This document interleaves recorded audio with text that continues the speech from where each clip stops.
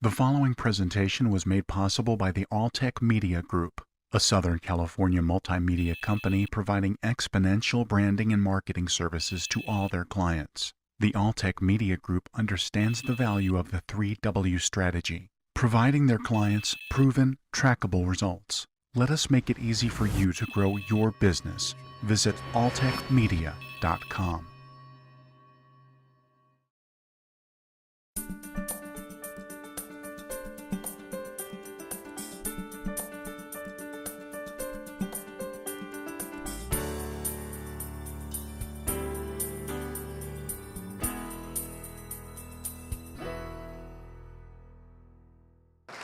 This morning's speaker brings more than 37 years of law enforcement experience to his current role.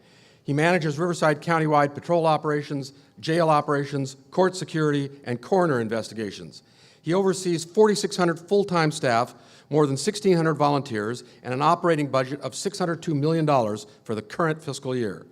Please join me in welcoming Colonel, United States Army retired, and our Sheriff, Stan Sniff. Yeah, as those of us that wore Army green, I think the term we use is HUA, so. Well, we're going to talk a little bit louder about some of the things you stepped on, particularly Mojo, because we're going to pick up with that theme and carry that forward. I think most of you are aware that as your Chief Law Enforcement Officer for Riverside County, and it's been my honor to serve in that capacity since 2007. So a number of years now, we've made a lot of steady progress of your Sheriff's Department. And as the indications were, and as far as the different missions the department has, not only countywide patrol operations, the biggest patrol operations of all the agencies even put together, but also operating and maintaining a jail system that serves every one of the agencies that makes an arrest inside Riverside County, securing some 90 courtrooms across Riverside County and doing civil service, and then also performing as your coroner public administrator. Very complicated organization, a very massive organization, and I'll underscore this, is headquartered right here in the city of Riverside.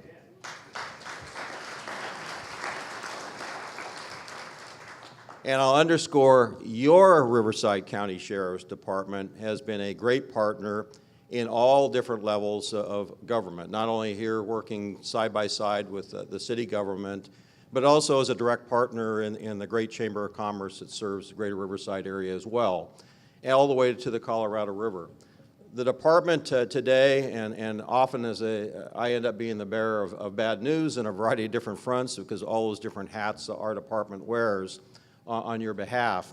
Today I'm going to make a special effort because there's a lot of good things going on in the Riverside County Sheriff's Department that impact every single one of you in this room and every single human being, all 2.3 million to make up Riverside County, all the way to the Colorado River. So I'm going to tick through a number of those different items that are really good news that should resonate with every single one of you here today, and pick up a little bit on that Mojo theme that the mayor outlined at the onset of this function today. The Sheriff's Department was created in 1893. Each of the 58 counties that make up California has an elected sheriff and a sheriff's department that has at least 3 of those functions that I indicated. Most of the counties also share the coroner public administrator function as well. Now, I've made a habit since I became your sheriff in 2007 to probably be the most accessible, publicly accessible one in the history of this county. And that means I've spent almost all my time on the road, not only in the great community of Riverside, but all the way to the Colorado River in the community of Blythe. All 28 cities, I've spent a considerable amount of time, as well as the unincorporated area, working side by side with 11 great city police departments, including the great city of Riverside's police department here, with Police Chief Sergio Diaz, my good friend and colleague. We all share, all 11 city police chiefs, the sheriff, the district attorney, probation chief, everybody in the criminal justice system, all share a tremendous amount of responsibility in dealing with a variety of things, most of which have been pretty awkward for us statewide, realignment and some of those things. But I'm going to counterbalance that with all the good news that's going on. As we always see in the newspapers right now, issues of budget surpluses, not too often these days, but in some cases the sheriff's office has been able to return that. But shortage of funds, overcrowded jails, crime rates for a while when the Great Recession hit that went up, but there's a lot of good news now that we've seen in the last couple of years. And so I hope today that I leave you with that. First off, jobs. And that echoes the theme that we've heard all morning here. The Riverside County Sheriff's Department is on a tremendous growth spurt. Part of it driven by expanding jail system here in Riverside County that's much needed. That will be a heavy lift for probably well over a decade, probably long after I'm gone as your sheriff and the next sheriff comes in.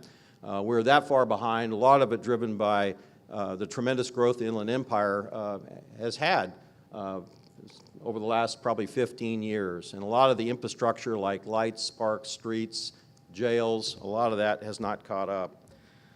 The Sheriff's Department today, your Sheriff's Department, is adding hundreds of very high-paying law enforcement jobs.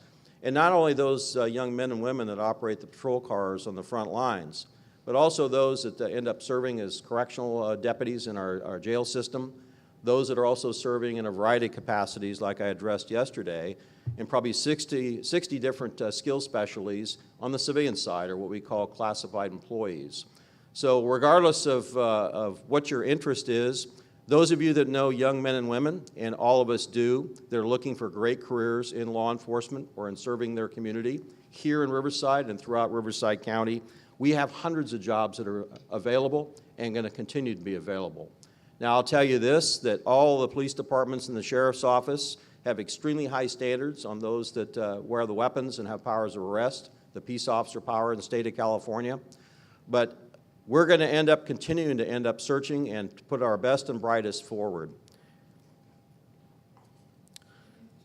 To that end, you'll be able to see that very graphically in your backyard on August 28th, and you can certainly be my guest on our graduation of the next Law Enforcement Academy. And that Law Enforcement Academy right in your backyard at the Ben Clark Training Center, right next to the National Cemetery in Air Force Village West there on Van Buren, is probably a secret hideaway for many of you if you're not familiar with it. It's here right in Greater Riverside area, and that is one of 40 regional training centers certified by the state of California to not only generate law enforcement officers that serve in our city police departments, in our sheriff's offices, including other counties like Mono, Inyo, and Imperial County that are too small a sheriff's office to have their own training center. The Sheriff's Department here is massive enough that it has its own training center that runs full-time right in the south end of this city and ends up training firefighters, paramedics, and law enforcement officers from all over the state of California.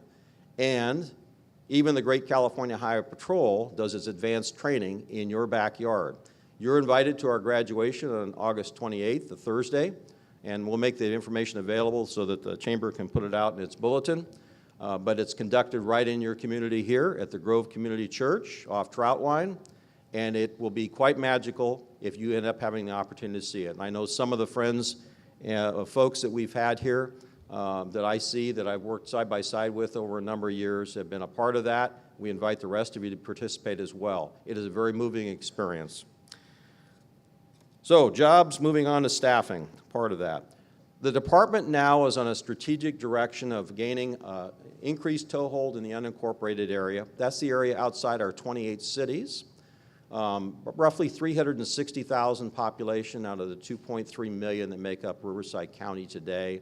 And as you all know or should know, the county is continuing to grow with an increased draw on those public services. Now, during the budget drawdowns a few years ago, the board directed me to go ahead and reduce funding in those areas. Why is that of interest to you? Because I think all of us understand, and certainly the law enforcement community understands, that crooks don't know jurisdictions or boundaries. So it's a great tribute to the professionalism of the police chiefs, and not only that serve this great community, but all across Riverside County and the Sheriff's Office working side by side. We all have a very strong regional aspect of how we do policing. We don't just stop locally at our city borders or just the county unincorporated area. We all share resources, leveraging strengths, offsetting our weaknesses, and removing those artificial boundaries that would give safe haven to crooks. So when I say the unincorporated area during the drawdown of the budgets was reduced in staffing down to minimum staffing, that's not good for any community.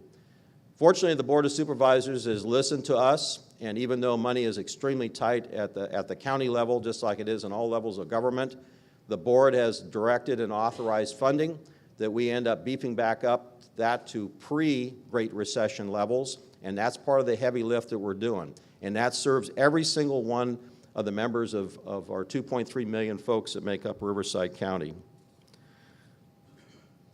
Crime. More good news to continue to report. Now, all of us saw the crime trends when the Great Recession hit. It was almost like a makings of a perfect storm. A lot of things came together.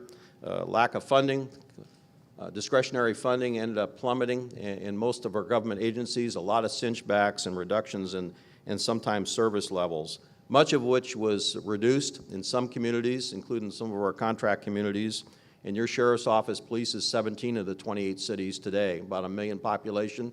In addition to that, 360,000 in the unincorporated area. Many cities were able to end up keeping their head above water on public safety spending. Some of them had to cinch down. Some of them, as we well know, on this end of the county, were damaged badly by the state VLF takeaway for the newest cities in California. But by and large, all of us now are pushing forward in those areas. And crime, incidentally, which rose quite a bit during those tough times, actually plummeted by double-digit levels in 2013, including the great city of Riverside, done by great work by the Riverside Police Department, double-digit drops. And we're very proud that the sheriff's areas last year dropped 16%, the biggest of all the drops across Riverside County. And that's a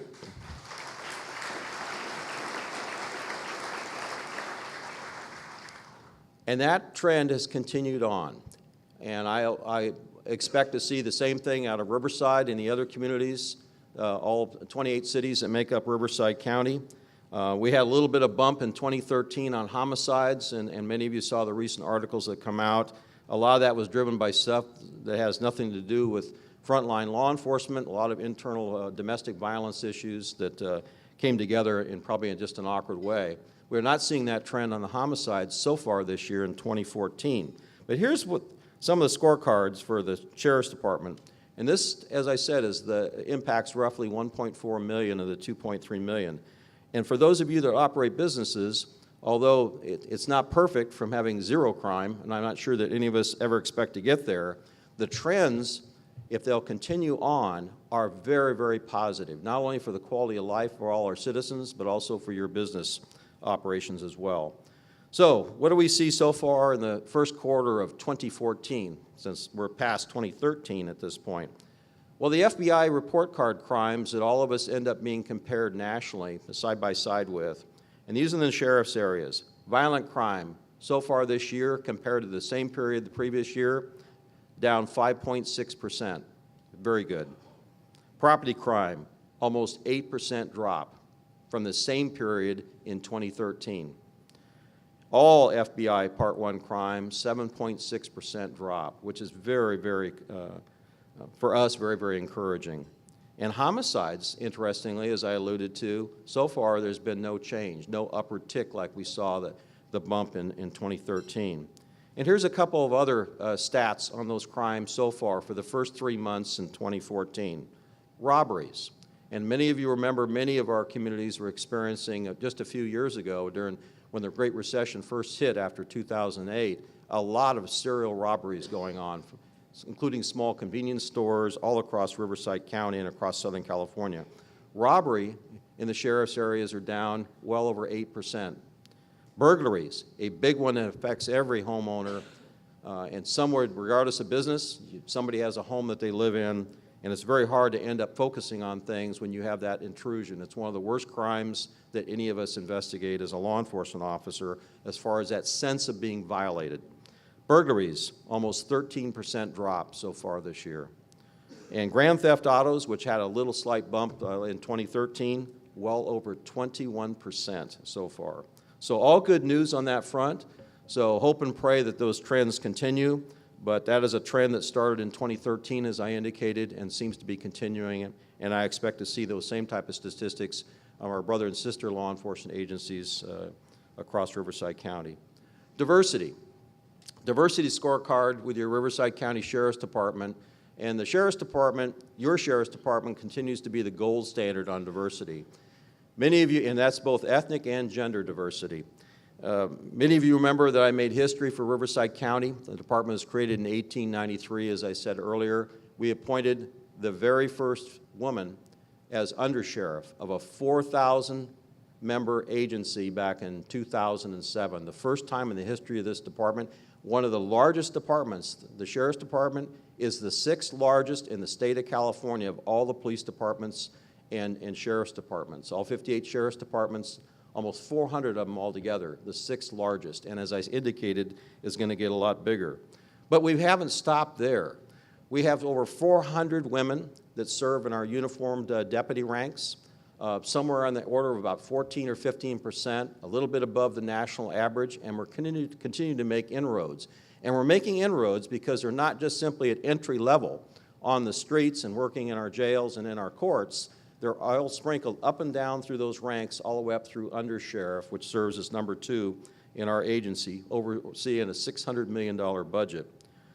Some of you read earlier Shelley Kennedy Smith. Those of you that get Inland Empire magazine this month saw that she was one of the featured 5 women that are making a difference across Riverside County. The first African-American female in the history of Riverside County to occupy an executive position, one of only a dozen in that Sheriff's Department.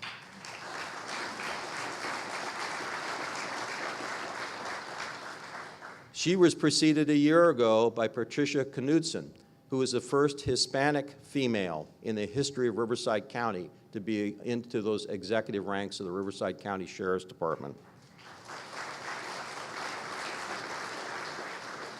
And we haven't stopped there. Even as far as diversity, as far as sexual orientation, your Sheriff's Department has served as the gold standard, mirroring more and more, still a ways to go, but mirroring more and more all the communities that we serve across Riverside County.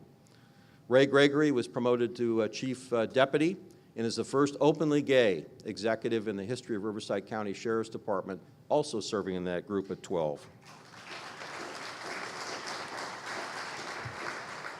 Now, since earlier this year, the Ninth Circuit made a decision called the Peruta decision that's now on stay.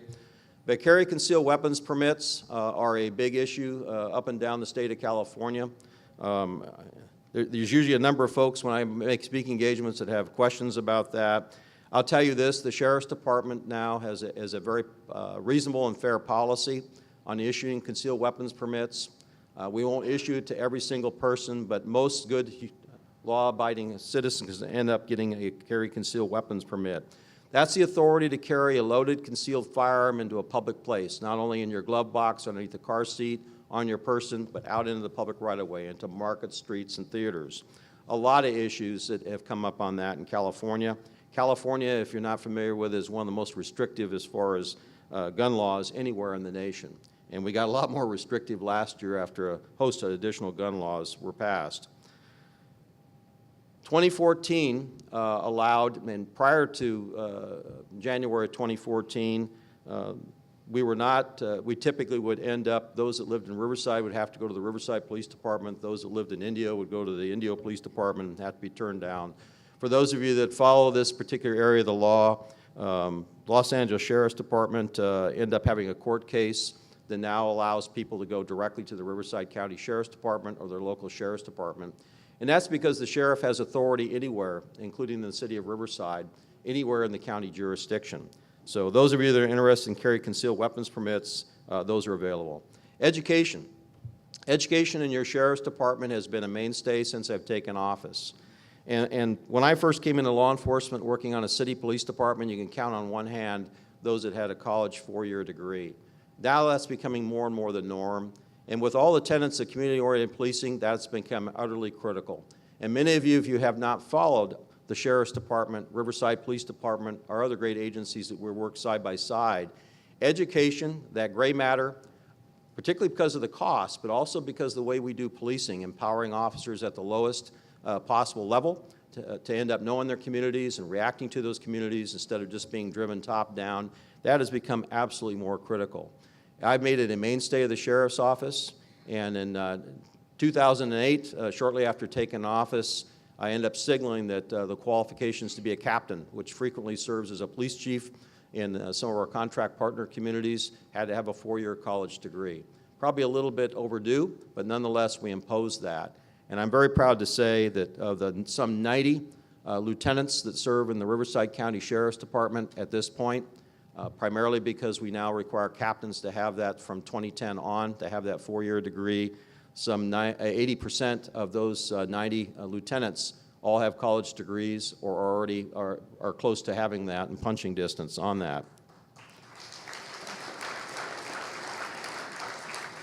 And it doesn't stop there. The Sheriff's Office has some 350 sergeants dispersed throughout all its operations across something the size of the state of New Jersey. Half of those sergeants already have 4-year college degrees. A great tribute to the professionalism that's going to be ongoing in your Sheriff's Department. A radio system, and I'll just touch upon this briefly, but there's been a lot of stories about interoperability among all our agencies and the inability sometimes at critical incidents, including some here that occurred in Riverside that were highly publicized. That interoperability is becoming a mainstay, and we're very proud to say that Riverside County Sheriff's Department has finally fielded a system in January of this year, a couple of years overdue, but held a very high standard, where now a deputy sheriff, your deputy sheriffs anywhere in this county can communicate back and forth. And that has not always been the case. Even on cell phone reception on their personal cell phones, we could not end up having that safety factor be there. And that was a sad commentary when we have a U.S. military that can go anywhere on this globe and have a push-to-talk capability. It was absurd. That is now caught up, and we hope other cities will join on to that and break down this parochialism where we can only talk within one jurisdiction and not talk cross-jurisdiction. Ben Clark Training Center, I mentioned, is continuing to turn out in your backyard, one of 40 regional training centers that trains peace officers from throughout California. Your sheriff's office trains entry-level folks where they work in the Riverside Police Department or the Blythe Police Department or those other sheriff's offices that I mentioned. That is going on quietly as a gigantic machine. Your county, your sheriff's department made a gigantic investment in that, serving not only Greater Riverside, but all across Riverside County in 2008, millions of dollars. And many of you remember the Ben Clark Training Center was the old 15th Air Force headquarters and their NCO Academy. Those buildings, 375 acres, when March Base downsized, were deeded over to Riverside County to do joint police and fire training forever. And the string that we had from the federal government was it was going to be used for that, and it continues to be used for that, and it's been the result of a massive investment. A lot of discussions in the newspapers about issues in jail operations, particularly in Los Angeles County, and all of you can take a great deal of pride in we do not have those issues in Riverside County. We may have a very undersized jail system, but that jail system right now has not had those same type of issues. In fact, all of you could take a great deal of pride, not only in the music, but also the fact that your sheriff's department was one of those that was interviewed extensively, and some of the practices that we do here in Riverside County were actually exported to LA County. And with that, I'm going to end up closing before I get gaffed by my good friend.